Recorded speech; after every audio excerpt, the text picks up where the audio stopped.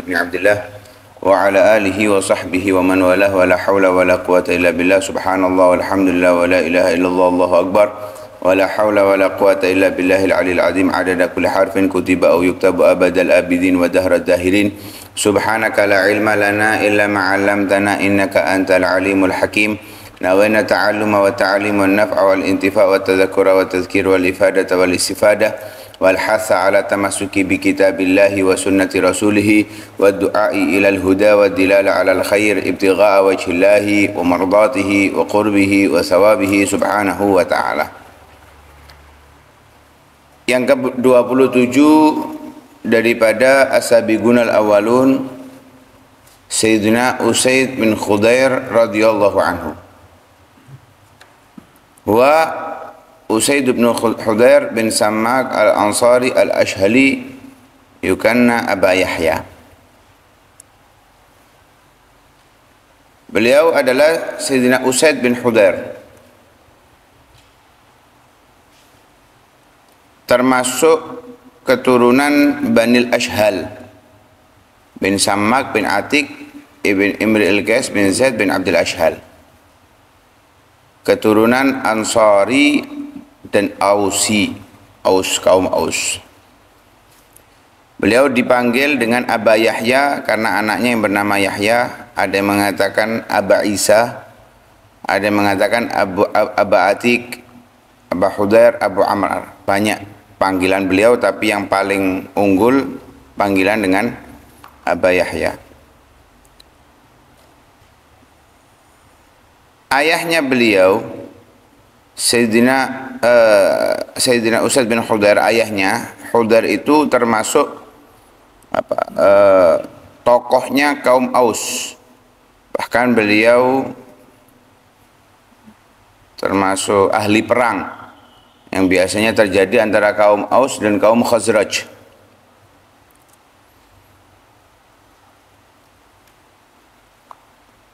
Islamuhu radhiyallahu anhu. Beliau termasuk minas sabiqina ilal Islam, termasuk orang-orang pertama yang masuk Islam. Dan beliau masuk Islam melalui Mus'ab bin Umair, seperti Sayyidina Sa'ad bin Mu'ad. Sa'ad bin Mu'ad juga masuk Islam di tangan Mus'ab bin Umair di Madinah.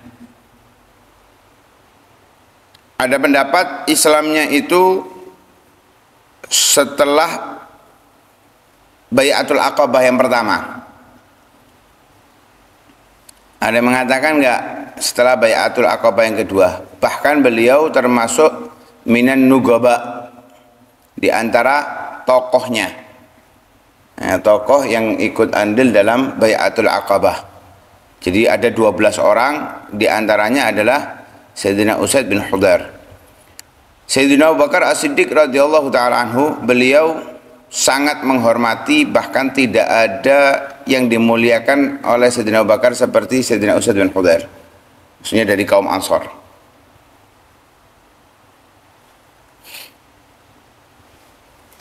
Di antara kemuliaan dan keistimewaan Sayyidina Usaid bin Khudair, beliau kana radhiyallahu anhu ahad as-sab'in minal ansar alladziina bay'u Rasulullah sallallahu alaihi wasallam lailatul aqabah. Beliau di antara 70 orang dari kaum Ansar yang membaiat Rasulullah di Bai'atul Aqabah. Wa ahadun nugaba al-ithnai asyar, salah satu daripada 12 tokohnya. Wa akha Rasulullah sallallahu alaihi wasallam bainahu wa baina Zaid bin Harithah, dipersaudarakan oleh Rasulullah beliau dengan Sayyidina Zaid bin Harithah. Sayyidina Zaid bin Harithah pelayan Nabi sallallahu alaihi wasallam. Yang menarik, beliau lam yashhad badron. Beliau dan beberapa kelompok Ansar itu enggak ikut perang Badar.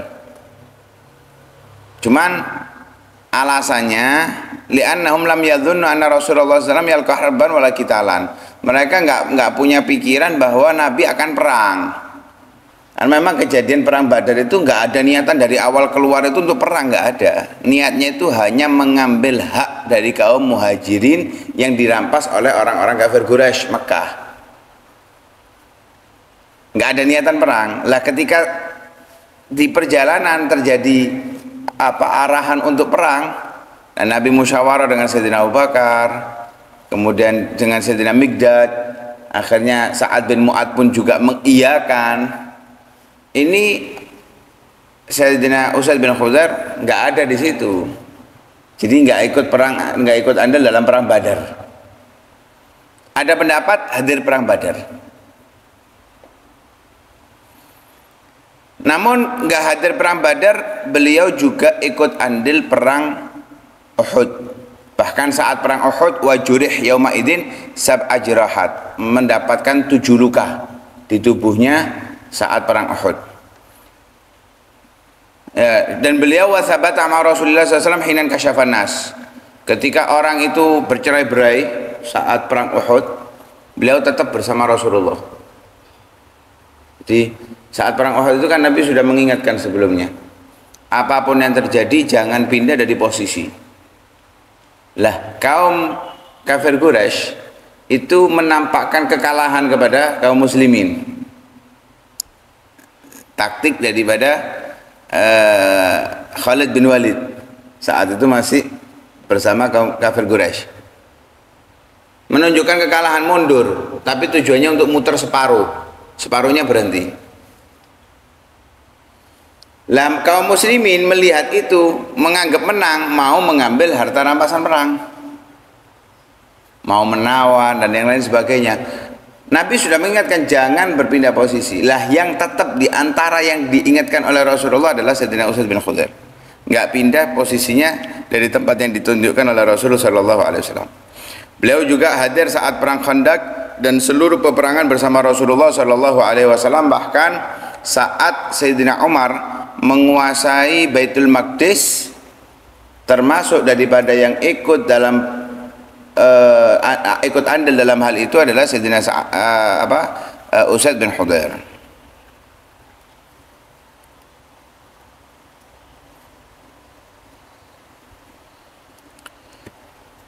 Yang kedua, diriwayatkan oleh Sayyidina Abu Hurairah radhiyallahu anhu bahwa Rasulullah sallallahu alaihi wasallam pernah bersabda, ni'mar rajul Usaid bin Khuzair. Jadi ada beberapa riwayat dari Nabi Shallallahu Alaihi Wasallam, ya, nikmar rajul fulan, ya, sebaik-baik laki-laki ini. Nabi mengatakan nikmar rajul Abu Ubaidah bin Al-Jarrah, nikmar rajul Mu'adz bin Jabal, nikmar rajul Usaid bin Khuzair, nikmar rajul Mu'adz bin Amr bin Jamuh. Jadi beberapa orang disebutkan sebaik laki-laki itu ya seperti fulan. Seperti fulan. Di antara yang disebut oleh Nabi adalah Sayyidina Usaid bin Khuzair. Artinya orang-orang yang dijadikan oleh Nabi SAW contoh untuk diteladani. Ini loh orang yang baik. Ini loh orang yang baik. Nah, Nabi SAW yang mengucapkan kesaksian dari Nabi SAW. Bahkan Sayyidah Aisyah yang ketiga dari kemuliaan beliau, Sayyidah Aisyah pernah mengatakan, kana fi bani Abdul Ashhal salasatun lam yakun ahad afdala minhum. Ada dari keturunan Bani Abdul Ashhal itu 3 orang yang tidak ada yang lebih unggul daripada mereka. Jadi paling unggul dari keturunan Bani Ashhal ya mereka ini 3 orang ini. Siapa? Yang pertama Sa'ad bin Mu'adz. Yang kedua Usaid bin Khuzair. Nah, Sa'ad bin Mu'adz pemimpin kaum Aus, dan itu sudah kita ceritakan.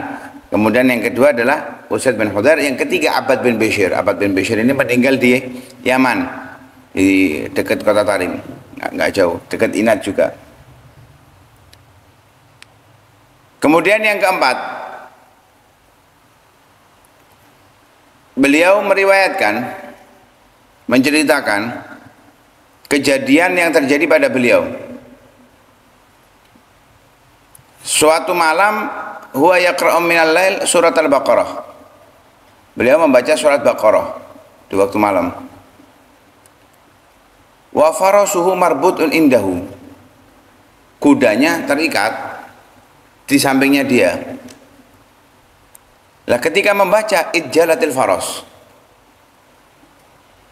kudanya ini mencak-mencak. Jadi saat beliau baca Al-Quran, baca surat Baqarah tadi itu, kudanya mencak-mencak. Beliau diem, kudanya ikut diem. Dibaca lagi, mencak-mencak lagi. Beliau diem, terus berulang seperti itu. Akhirnya dia melihat putranya di dekatnya kuda, takut nanti keinjak, yang bernama Yahya, dipindahkan itu. Khawatir terkena, akhirnya kayak apa, terangkat kepalanya gitu, ngelihat ke langit. Beliau ngelihat ke langit itu ada sesuatu yang menakjubkan. Akhirnya di waktu pagi Nabi Shallallahu Alaihi Wasallam diceritai, ya Rasulullah, di malam terjadi seperti ini. Katanya Rasulullah, Iqra ya ibn Hudair, Iqra ya ibn Hudair, baca terus saja Al-Quran. Katanya Sayyidina Hudair, saya khawatir kena anakku ya Rasulullah, karena anakku posisinya dekat dengan kuda tersebut. Dan aku melihat ke atas, ternyata di langit itu seperti ada apa, awan yang gelap gitu, kemudian ada pancaran cahaya, beberapa pancaran cahaya. Kemudian aku keluar, aku perhatikan lagi sampai aku nggak ngeliat lagi. Jadi kelihatan tambah hilang gitu. Beliau mengatakan, apa itu Rasulullah? Katanya Nabi, tahu nggak apa itu? Kata beliau, nggak tahu ya Rasulullah. Dijawab oleh Nabi Shallallahu Alaihi Wasallam, tilkal malaikah danat li sautik. Itu malaikat mendekat karena mendengarkan suaramu. Walau qara'ta, kalau kamu lanjutkan membaca, la asbahat yandurun nas ilaiha la tatawara minhum. Kalau kamu lanjutkan, kamu baca, pagi orang pun akan bisa melihat itu. Bukan hanya kamu, semua orang akan bisa melihat itu. Artinya suara beliau ini enak didengar. Karena min ahsanin nasi sautan bil Quran. Beliau ini termasuk orang yang suaranya bagus saat membaca Al-Quran. Jadi bukan karena suaranya enak, enggak ya. Cara bacanya itu indah, kemudian cara membacanya itu membuat nikmat. Karena enggak harus suaranya enak terus baru bisa bacaannya itu enak, enggak tentu. Berapa banyak kita mendengarkan bacaan orang yang suaranya bagus, tapi kita enggak merasa nikmat dengan mendengarkannya. Tapi ada orang biasa suaranya, bahkan mungkin cenderung nggak enak, tapi karena dia bacanya itu dengan cara yang benar, cara yang sesuai, kemudian dengan merasakan maknanya, kita yang mendengarkan pun bisa merasakan nikmatnya. Karena itu Nabi menganjurkan zayyinul Quran bi aswatikum. Hiasi suara kalian dengan Al-Quran. Saat baca Al-Quran, baca dengan cara jangan gerentem bojone. Apalagi nyeret mendal-mendal maneng minnahum pembaca Al-Quran yang sesuai acaranya, panjang pendeknya, kol-kolahnya, semua yang diajarkan itu bagus. Baru bukan harus enak-enakan suara. Enak-enakan suara ya paling nggak enak aku akhirnya nasib. Nah itu takdir, nggak bisa dipilih. Tapi yang diperintahkan itu cara baca yang benar, yang baik, yang bagus. Itu yang kita usahakan terus. Semua orang bisa, nggak harus yang suaranya enak. Ini diantara keistimewaan beliau. Malaikat senang mendengarkan bacaannya. Malaikat senang dengan, memang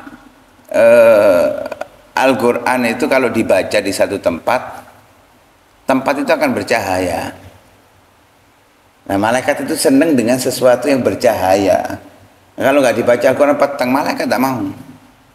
Makanya rumah kita ini jangan sampai jadi kuburan, gelap gulita, nggak ada amal ibadah di dalamnya.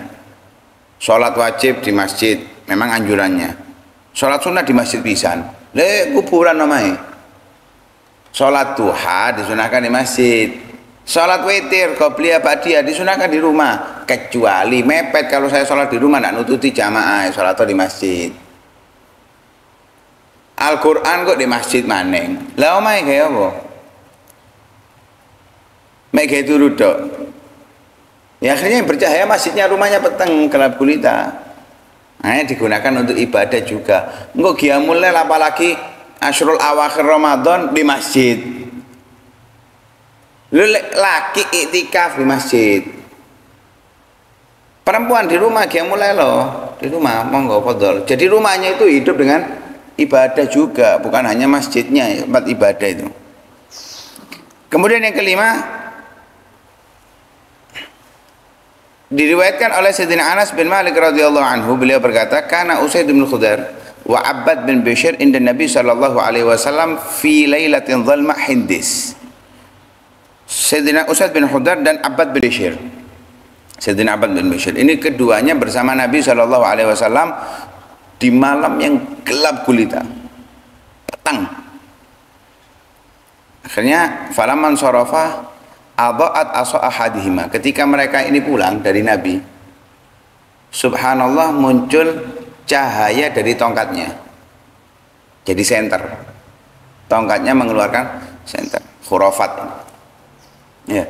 Ini ada di zaman Nabi yang merasakan sahabat. Waran khurafat pisan loh. Ya. Kemudian jalan duanya nih. Famasya fi dhawihima.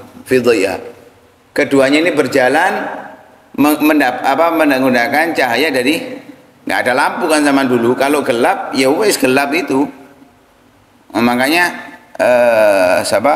Abdullah bin Ummi Maktum itu izin Nabi untuk nggak sholat subuh jamaah di masjid. Kenapa? Karena dari rumahnya itu banyak sumur. Lah beliau buta, gelap, nggak ada yang nuntun, khawatir terjatuh. Pertama diizini oleh Nabi, katanya, Nabi kamu dengar nggak azannya Bilal? Azannya Bilal dengar nggak? Dengar. Nggak diizini oleh Nabi. Jadi saat walaupun gelap seperti itu tetap. Lah ini ketika gelap ya nggak ada cahaya, nggak ada lampu. Subhanallah, Allah berikan dari tongkatnya muncul cahaya. Bareng berjalan. Di suatu jalan harus berpisah mereka ini. Akhirnya cahayanya itu juga misah. Tongkat keduanya keluar cahaya juga. Falam maftaraqa adha'at asal akhar.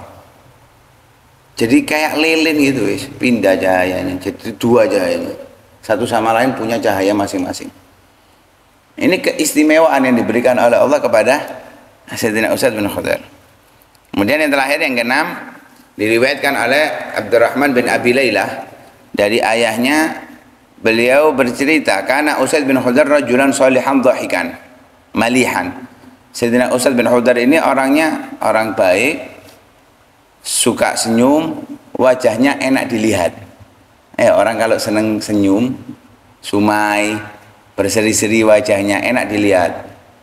Walaupun gak ganteng, walaupun ireng, enak dilihat. Ketika bersama Rasulullah Shallallahu Alaihi Wasallam, ini Usaid bin Khudair cerita sampai membuat orang-orang yang ada di sekitarnya itu tertawa.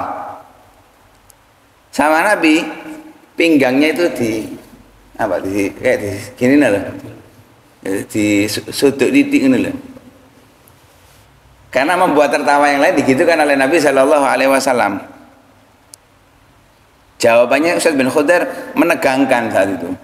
Auja'tani ya Rasulullah, engkau membuat aku sakit ya Rasulullah. Katanya Nabi, ya balasan. Katanya Sayyidina Usaid, ya Rasulullah, inna alaika gamisan lam yakun alayya gamis. Saat engkau menusuk pinggangku, aku nggak pakai baju, engkau sekarang pakai baju. Balas itu harus sesuai, nggak boleh lebih, boleh kurang. Balas itu nggak boleh lebih, boleh kurang. Jangan diantem sepisan, balasnya loro, atau diantemi pelan, balasnya banter. Diantem banter, balas pelan boleh. Diantemi loro, balas sepisan boleh. Pokoknya kadarnya nggak boleh lebih. Itu balas namanya, dan itu boleh hukumnya. Tapi tentunya memaafkan lebih baik. Nah ini nuntut balas. Itu ada riwayat juga saat itu Sayyidina Umar marah. Kok teman-teman nang Nabi, yo gak ketien, yo gak apa, ngono doain balas. Akhirnya diangkat bajunya oleh Rasulullah SAW. Diangkat, bukan dibalas, tapi dipeluk oleh Sayyidina Usaid bin Khudair dan dicium aroma tubuhnya Nabi SAW. Katanya Sayyidina Usaid, bi abi anta wa ummi ya Rasulullah aratu hadza. Sebetulnya aku tidak ingin balas, saya kepingin ini, kepingin bersentuhan langsung kulit dengan kau ya Rasulullah. Itu keistimewaan beliau. Jadi bukan ingin balas Nabi, tapi kepingin bersentuhan kulit dengan Nabi SAW. Nah, beliau memiliki riwayat hadis beberapa yang diambil oleh Sayyidah Aisyah, yang diambil oleh Sayyidina Ka'ab bin Malik dan Abdurrahman bin Abi Layla. Beliau wafat tahun ke-20 Hijriah.